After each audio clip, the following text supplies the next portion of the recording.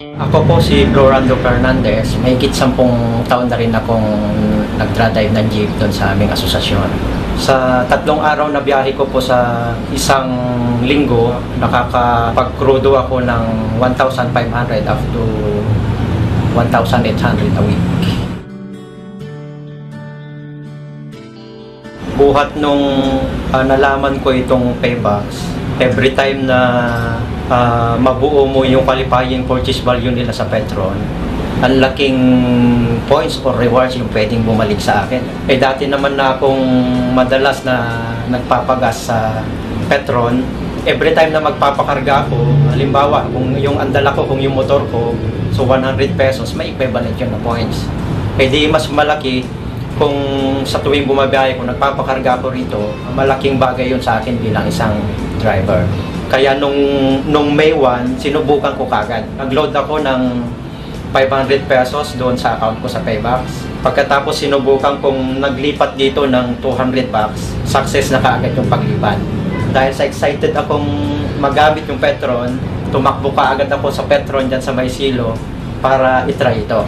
At okay naman. After noon, binigyan nila ako ng resibo. Halos walang pinagkaiba yung time frame nung nagpapagas ako ng cash at nung ginamit ko itong Petron Value Card.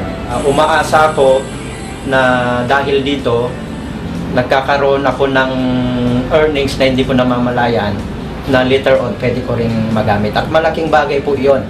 Napakaganda yung ino-offer ng Petron gamit yung Paybox.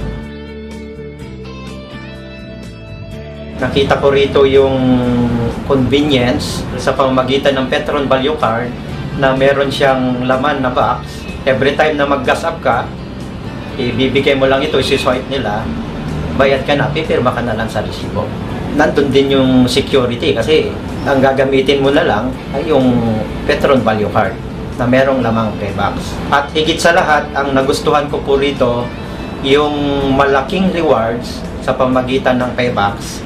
Malaking tulong po yun sa akin na magkaroon ng earnings. Maraming salamat sa Petron sa pamamagitan ng kanilang Petron Value Card at sa tulong din ng Paybox, malaki yung ibinibigay nilang rewards. Kaya thank you so much, Petron.